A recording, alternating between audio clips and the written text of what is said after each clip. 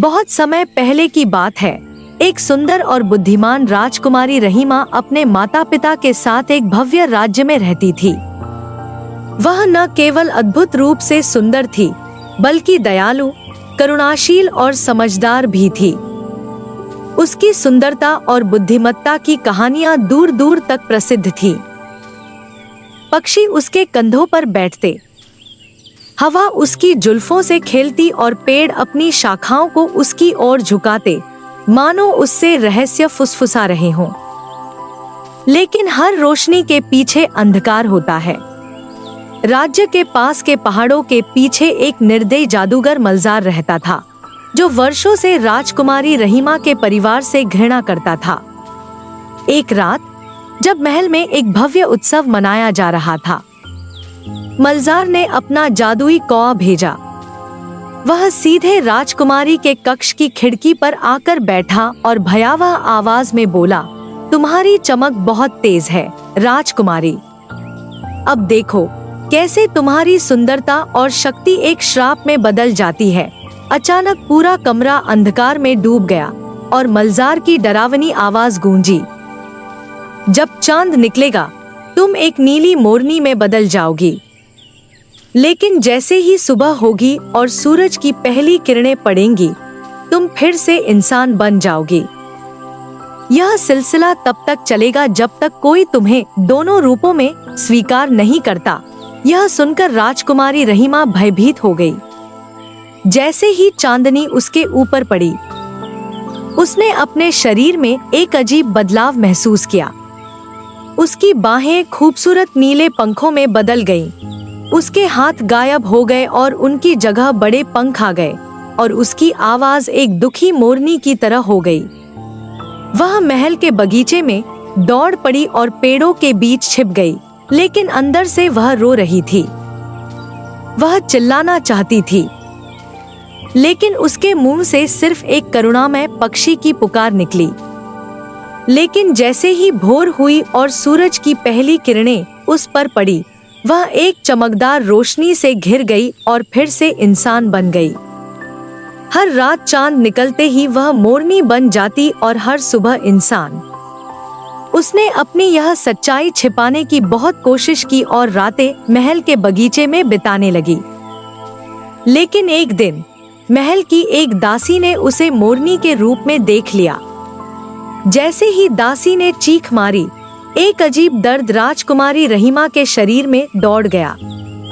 अचानक वह बेकाबू होकर उड़ने लगी और महल से दूर एक रहस्यमय जंगल में जा गिरी। अब वह अकेली थी, न तो वह महल लौट सकती थी। इसी दौरान एक खतरनाक शिकारी ने उसे देख लिया। वह हैरान रह गया, यह कोई साधारण मोर नहीं लगती। अगर मैं इसे राजा के दरबार में ले जाऊं तो मुझे ढेरों सोना मिलेगा। लेकिन शहजादी की खुशकिस्मती थी कि उसका सबसे अच्छा दोस्त नटखट जिन्ना आज़र उसे ढूंढने निकला था। जब उसे पता चला कि एक शिकारी ने नीली मोरनी को पकड़ लिया है, तो उसने एक जादुई तूफान पैदा कर दिया, जिससे शिकारी डर कर भाग गया। जब आज़र ने मोरनी की आंखों में देखा, तो वह तुरंत पहचान गया, यह कोई साधारण मोर नहीं, यह तो मेरी दोस्त शहजादी रहीमा है। आज़र ने अपनी पुरानी जादुई किताबों में पढ़ा था कि यह जादू तभी टूट सकता है जब कोई शहजादी से सच्चा प्रेम करे और चांदनी रात में उसे स्वीकार करे, चाहे वह मोरनी हो या इंसान। मगर अब समस्या यह थी कि महल में वापसी कैसे हो और कोई राजकुमार शहजादी को मोरनी के रूप में कैसे स्वीकार करेगा। शहजादी और आज़र ने महल लौटने के लिए एक लंबा सफर तय किया। रास्ते में कई कठिनाइयां आईं। एक खतरनाक नदी, जिसमें जादुई मगरमच्छ रहते थे, उनका रास्ता रोक रही थी। आज़र ने अपनी शक्ति से पानी को 2 हिस्सों में बांट दिया और वे सुरक्षित पार कर गए। फिर एक घना जंगल आया, जिसमें पेड़ खुद ही रास्ता बदल देते थे ताकि यात्री भटक जाएं। लेकिन शहजादी ने पक्षियों से बात की और उन्होंने सही रास्ता दिखाया। जब वे महल पहुंचे, तो आज़र ने राजा से कहा कि एक शानदार दावत रखी जाए जिसमें सभी राजकुमार आएं। रात को जब चांद चमकने लगा, शहजादी फिर से मोरनी बन गई और बगीचे में नृत्य करने लगी। उसके नीले पंखों की चमक सभी को हैरान कर रही थी।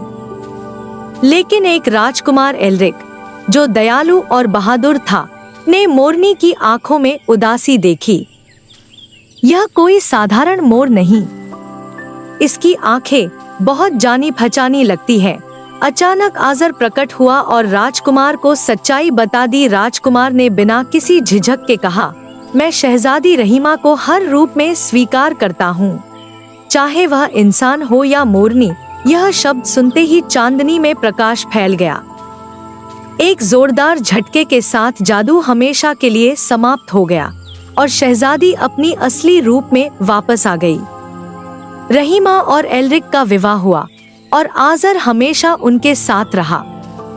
पूरे राज्य में खुशियां लौट आईं और यह कहानी एक अमर कथा बन गई जो पीढ़ियों तक सुनाई जाती रही।